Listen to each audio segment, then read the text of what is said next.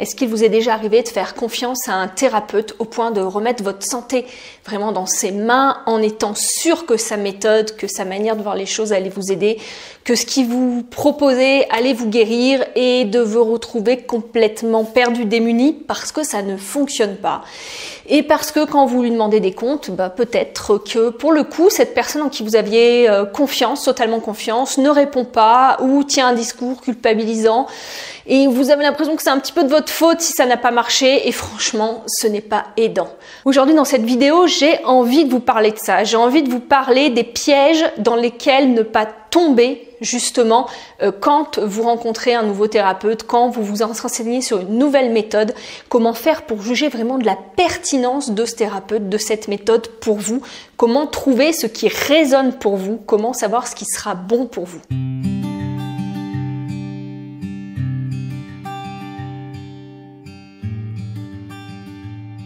Bonjour à tous, je vous retrouve aujourd'hui pour une vidéo qui aurait pu s'appeler vidéo coup de gueule numéro 2 pour ceux qui ont vu mon coup de gueule numéro 1. Mais c'est ainsi, ce qui m'arrive dans la vie me nourrit aussi pour vous faire des vidéos. Et j'ai été là récemment, ces 2 derniers jours, très agacée par des contenus sur lesquels je suis tombée sur YouTube, que YouTube m'a proposé. Alors, pas agacée contre YouTube, mais agacée contre certains thérapeutes, certains coachs de vie, coachs de santé, enfin je sais pas les intitulés que ces personnes peuvent mettre sur leur carte de visite, mais en tout cas j'ai été fortement agacée par ce qu'elles proposaient. Non pas la thérapeutique en elle-même, l'approche en elle-même qui était proposée, mais la façon de se positionner face aux gens, le ton employé, la culpabilisation du discours envers les malades. Et je me suis dit, faisons-en une vidéo parce que je suis sûre que je ne suis pas la seule qui a été agacée par ce type de propos et que je sais que quand on est malade, quand on est perdu, quand on ne sait plus vraiment vers quoi se tourner, il y a certains discours, comme j'avais pu en parler de la vidéo, je vous la remettrai au-dessus, je me souviens plus le nom, mais c'était sur comment garder son sens critique, je crois. On peut être attiré par certains discours que l'on peut penser être la solution miracle pour nous.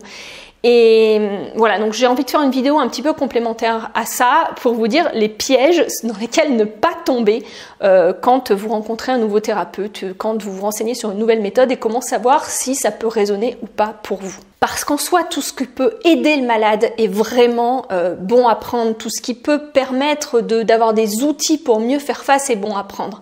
Mais quelquefois, on tombe sur des thérapeutes, on tombe sur des personnes qui, parce qu'elles ont une vision à elles bien précise de la maladie, une vision à elles bien précise du problème, une vision à elles qui a fait que si c'était des personnes malades, ils ont réussi à aller mieux, vont se positionner en experts du domaine et vous donner des conseils. Et en soi, le fait de donner des conseils, si c'est fait dans la bienveillance et dans le fait d'aider les gens, mais c'est une bonne idée, bien sûr, et c'est bien de partager ce qui fonctionne pour chacun et d'enrichir de ressources pour les personnes malades. Mais ce qui me pose vraiment souci, c'est les contenus que j'ai vus où on va culpabiliser le malade, où on va lui dire si tu n'as pas réussi alors que moi j'ai réussi à me guérir avec telle ou telle chose, c'est que tu n'as pas compris des choses, c'est que tu n'as pas assez travaillé sur toi, c'est que tu n'as pas assez de volonté. Et je vous jure, je suis tombée là-dessus et rien que d'en parler, ça me remet en colère. Et cette personne, bien sûr, propose ensuite un coaching pour vous expliquer la vie, bien sûr, et pour vous dire que si vous suivez sa méthode, elle va guérir. Et ça me hérisse le poil parce que je sais que quand on est dans une situation où on est sans espoir, quand on est dans une situation où on ne sait plus quoi faire pour aller mieux, ce type de discours peut nous faire envie, peut nous appeler, on peut dire ok, j'ai trouvé une solution et j'y vais, et donner son argent. Et le problème n'est pas de donner son argent, parce qu'en soi, peut-être vous trouverez des choses chez telle ou telle personne qui vont vous aider. Le problème, c'est de se retrouver avec un thérapeute qui, alors en tout cas, pour moi, le problème, c'est de se retrouver avec un thérapeute qui va manquer de bienveillance envers vous-même, qui va vous dire qu'il faut travailler sur vous, qui va vous culpabiliser. J'ai listé 7 choses qui peuvent peut-être vous alerter dans le discours d'un thérapeute, dans le discours d'un coach, pour justement que vous ne perdiez pas votre pouvoir, que vous ne perdiez pas votre sens critique, que vous ne perdiez pas finalement votre intuition de ce qui résonne, de ce qui est bon pour vous, et pour pas que vous fassiez avoir tout simplement. Alors première première précision que j'ai envie de faire, mais qui est importante à entendre, c'est que non, vous n'êtes pas responsable de ce qui vous arrive.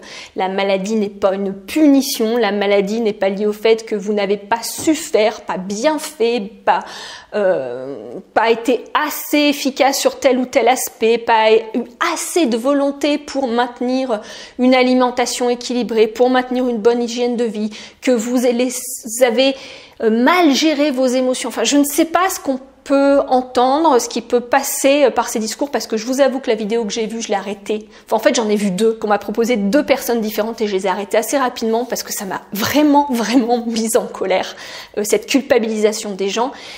Certes, c'est sûr, vous êtes le responsable de vous aider dans une situation difficile. Personne ne peut le faire à votre place. C'est vous qui êtes responsable de vous aider. C'est vous qui êtes responsable de vous aider au niveau de vos émotions, de l'accueil de vos émotions, de voir ce que vous faites face à vos émotions. C'est vous qui êtes responsable de ce que vous allez manger. C'est vous qui êtes responsable de votre hygiène de vie, est-ce que vous octroyez assez de sommeil, assez de temps calme, voilà. Là, bien sûr, vous êtes responsable de vous, c'est vous qui prenez vos propres choix. Cependant, le fait que ces choix soient efficaces ou non pour votre santé n'a rien à voir avec vous. Le fait que ça fonctionne ou pas pour vous permettre d'aller mieux n'a rien à voir avec vous. Le fait que vous réussissiez ou non à maintenir telle ou telle alimentation n'a pas vraiment à voir avec un choix volontaire. Et ça, j'en ai parlé dans plusieurs vidéos. Et quelqu'un qui va vous culpabiliser en vous disant « ça c'est la méthode et c'est parce que tu n'as pas fait ça que tu n'as pas guéri », franchement, je serais vous, je prendrai un petit peu de recul sur cette situation. Parce que comme j'ai pu, pareil, je vous mettrai la vidéo dessus, vous le dire, mais à un moment donné, c'est mon deuxième point, vous êtes la seule personne à savoir ce qui résonne pour vous et ce qui vous fera du bien. Il n'y a pas une charte qui est dictée en disant je mange bien, je fais ci, je fais ça et hop, j'irai bien. La preuve, c'est qu'il y a des gens qui mangent mal, qui dorment mal, qui ont une vie stressée, qui sont angoissés, qui n'ont pas vos soucis de santé. Donc à un moment donné, quand vous tombez sur un thérapeute qui vous dit c'est ça et pas autrement, et si ça ne marche pas, c'est que vous ne faites pas bien et que vous manquez de volonté et quand vous ressortez de son rendez-vous, vous vous sentez encore plus enterré, vous sentez encore plus, vous savez, un poids en vous, vous sentez encore plus plein de jugement envers vous-même, mais honnêtement, si je peux me permettre, fuyez ce genre de personnes. Dès lors, un thérapeute, un coach, je ne sais pas quoi, un médecin, un spécialiste, dès lors qu'ils ne sont pas dans la bienveillance, dès lors où quand vous sortez de la consultation, vous vous sentez plus mal qu'en y entrant, j'ai tendance à vous dire que ce qu'ils ont à vous proposer ne va pas forcément résonner pour vous si dès le départ il n'y a pas de la bienveillance et du respect dans la relation. J'en arrive à mon troisième point. Si la personne vous dit que si vous ne guérissez pas, c'est parce que vous n'avez pas compris des choses et que elle, lui, a compris des choses et que c'est pour ça que lui, elle a guéri, pareil, je pense que cette personne-là n'a pas lieu d'être thérapeute ou coach ou je ne sais quoi, parce qu'à un moment donné, on sait que la guérison n'a rien à voir avec la compréhension. Alors, petit aparté, on est d'accord que le fait de vous donner des informations, que vous donnez des connaissances, de vous partager des connaissances, de vous partager un angle de vue, de vous partager une façon d'expliquer ce que vous vivez, comme par exemple, moi, ce que je fais ici, mais comme plein d'autres le font, ce qu'on appelle plutôt, entre guillemets, de l'éducation à la santé, d'apporter ce type de ressources, c'est quelque chose qui va vous aider. C'est quelque chose qui va vous aider parce que ça va renforcer le pouvoir que vous avez dans la situation. Ça va renforcer la sensation que vous n'êtes plus complètement dans l'incertitude, mais qu'il y a une certitude, une compréhension de ce qui se passe en vous et ça va vous apaiser. Donc ça peut aider et c'est pour moi une des étapes essentielles pour aller mieux. Mais cependant, dire qu'on va guérir parce qu'on va comprendre des choses, parce qu'on va lire des bouquins ou parce que cognitivement on va comprendre des choses, c'est méconnaître totalement le fonctionnement du corps, le fonctionnement également de notre esprit, le lien entre les deux. Certes, comprendre, comme je vous ai dit, ça peut apaiser votre système nerveux et vous permettre, comme j'en avais déjà parlé, de vous retrouver plus dans cet état de réparation, de récupération du système nerveux parasympathique. qui est l'état dans lequel on guérit, on répare, on reconstruit des choses. Mais vous dire que ça va être mis en place juste parce que vous aurez compris et que si vous ne guérissez pas, c'est que vous n'avez pas assez compris ou pas assez de volonté, c'est aberrant. Parce que la guérison, la réparation du corps, elle ne se fait pas sous ordre de nos fonctions supérieures de notre conscience, c'est-à-dire de la plus récente partie du cerveau, du cortex. La guérison, c'est un mécanisme automatique, la réparation de tous les tissus, de tout ce qui fonctionne mal, de tout ce qui a une lésion dans notre corps, se fait de manière automatique. Ce n'est pas sous notre conscience, ce n'est pas nous qui décidons ou non de guérir, c'est notre corps, notre plus vieux cerveau qui finalement est toujours en train de chercher l'équilibre, qui met en place certains mécanismes, et ce n'est pas parce que vous avez la volonté de guérir que vous guérissez. Et du coup, ce n'est pas parce que vous n'avez pas assez de volonté que vous ne guérissez pas. Quatrième point, quand on parle de ce qui résonne pour vous, vous êtes la personne, vous êtes la seule personne à savoir ce qui est bon pour vous. Quand vous consultez quelqu'un, vous le consultez, c'est une consultation, c'est-à-dire que vous y allez pour prendre son avis. Mais vous avez le choix final de croire ce qu'il vous dit, le choix final de trouver ça pertinent ou non pour vous. Alors, je sais que quand on est malade, c'est très compliqué parce qu'on est tellement perdu et on n'est pas médecin, on n'a pas fait 10 ans, 12 ans de spécialité pour comprendre ce qui se passe dans notre corps. Mais gardez toujours ce positionnement de vous dire que vous êtes l'expert en vous-même. C'est-à-dire que la personne en face de vous peut vous dire il se passe ça, vous donner des clés de compréhension, un angle de vue. Et je dis bien un angle de vue parce qu'il y a autant de vérités que de personnes qui existent. Chacun a sa propre vérité. Et ce n'est pas, si cet angle de vue ne vous parle pas, vous n'êtes pas obligé de l'accepter. C'est vous le spécialiste pour dire ce qui va résonner ou pas pour vous. Parce que l'objectif, c'est que vous soyez en sécurité avec la personne. L'objectif, c'est que ces consultations vous soulagent, c'est que ces consultations vous apaisent, c'est que ça vous donne une façon de voir les choses qui vous redonne du pouvoir et non qui vous en enlève. Et dès lors où quelqu'un va vous culpabiliser parce que vous avez pas fait ça, vous avez pas fait ci, et puis si vous aviez fait ça, vous auriez été mieux. Et si vous êtes malade, c'est à cause de ça, parce que là-dessus, vous avez... Enfin, voilà, en général, franchement, n'hésitez pas à prendre un deuxième avis si ça se passe, parce que la relation thérapeutique, c'est vraiment une relation d'égal à égal. C'est quelqu'un qui, par son angle de vue, par sa manière de voir les choses, va vous apporter des outils, va vous apporter des clés de compréhension.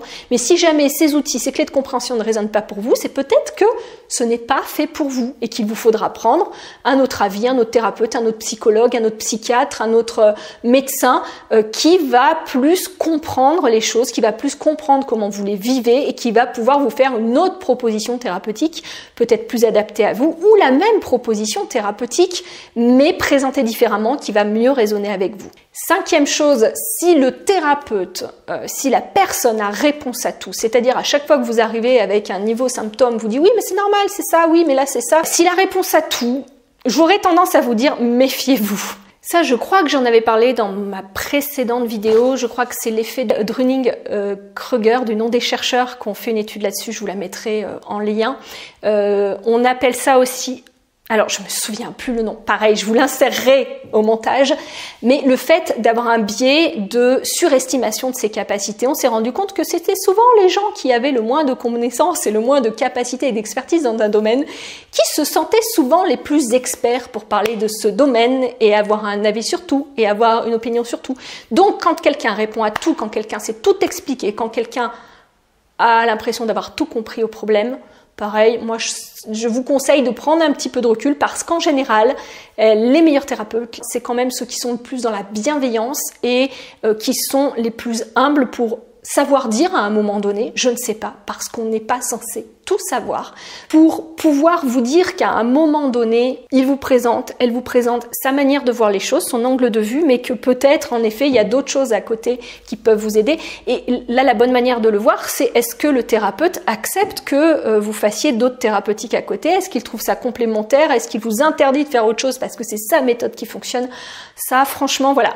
j'aurais tendance à vous dire, méfiez-vous si cette personne-là ne prend pas en compte le fait que d'autres thérapeutiques peuvent aussi vous aider. Enfin, 6e chose, méfiez-vous de tous ceux, j'en ai parlé tout à l'heure, qui vous disent qu'il faut travailler sur vous. Parce qu'on est dans cette idée que vos cognitions vont agir sur votre corps, que vous allez pouvoir guérir à la force de la volonté, qu'il faut se forcer. En fait, tout ce qui résonne avec des « il faut », « vous devez »,« il faut faire ça », et qui va vous apporter une espèce de culpabilité et une espèce d'impression que à un moment donné, c'est parce que vous n'avez pas été assez, c'est que vous êtes trop faible, pas assez fort, pas assez de volonté. Si vous ressortez avec cette impression-là, pareil, j'aurais tendance à vous dire, prenez un petit peu de recul, mettez les choses à plat, voyez ce qui résonne pour vous, mais logiquement, quand on accompagne quelqu'un, l'idée ce n'est pas de le culpabiliser, l'idée c'est de ne pas de le forcer non plus, parce qu'on sait que dès qu'on force quelqu'un à faire quelque chose qui est soit non cohérent avec son système de croyance, soit qui va prendre des capacités physiques, énergétiques là où cela ne va pas ressourcer et recréer de l'énergie, bah, tout simplement on va activer les systèmes de défense de la personne, et en activant les systèmes de défense de la personne, bah, tout simplement elle sera plus dans le mode où elle pourra récupérer, guérir, donc c'est totalement contre-productif. Et enfin le dernier, la 7e alerte pour moi, c'est la personne que vous allez consulter et qui va vous dire « je peux vous guérir, je sais comment vous guérir ». Vous allez guérir.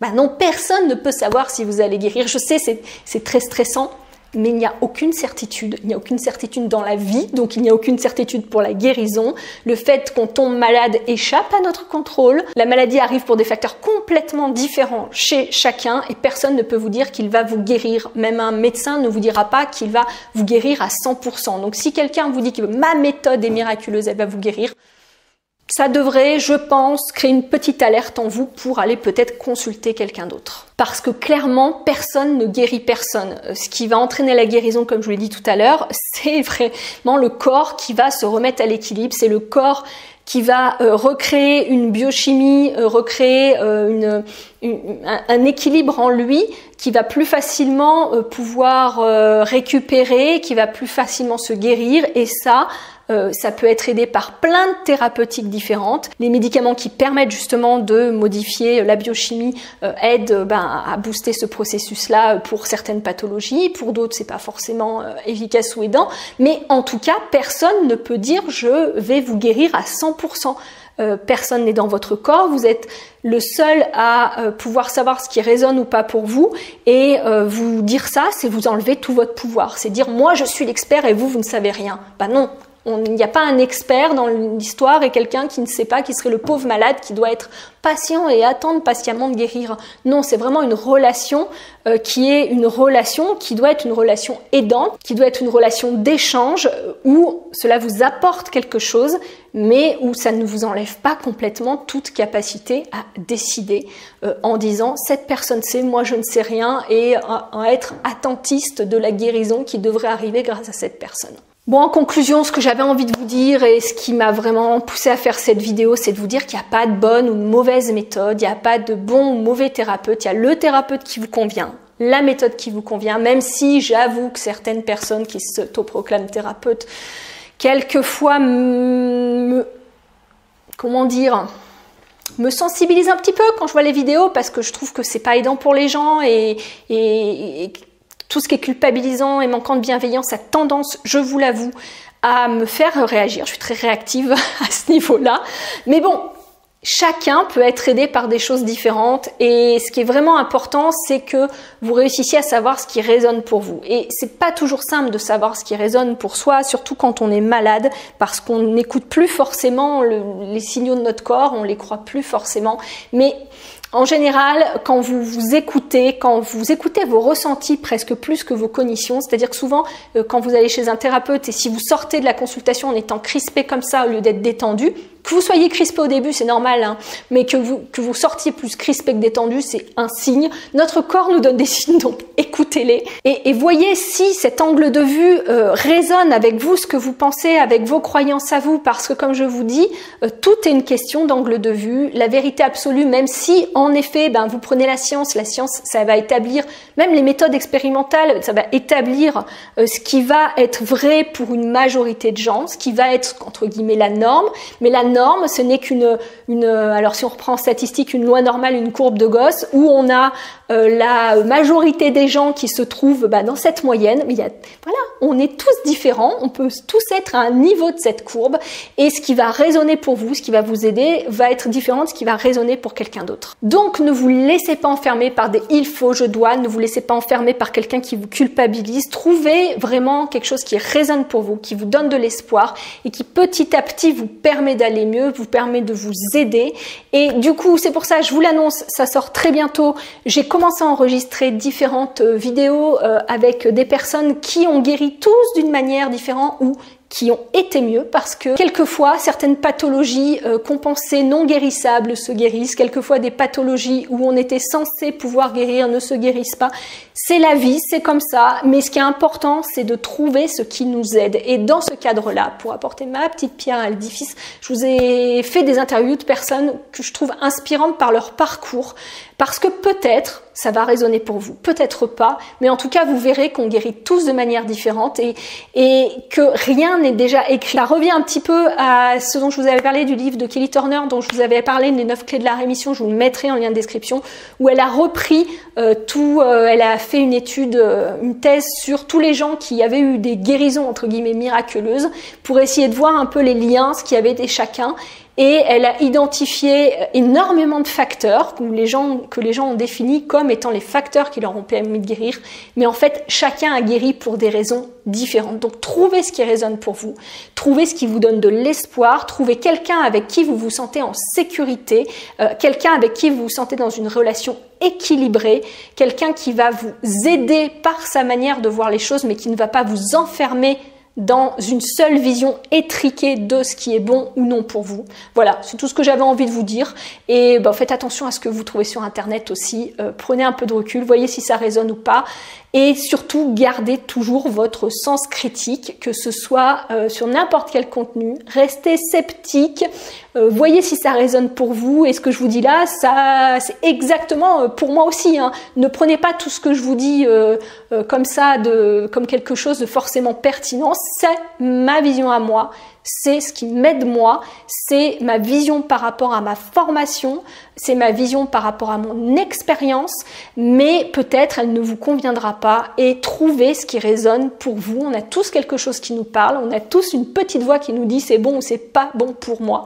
Et suivez cette petite voix. Je vous dis à très bientôt, prenez bien soin de vous et j'espère que ces vidéos que je vais vous proposer vont vous permettre de reprendre espoir. Je vous dis à très bientôt, au revoir.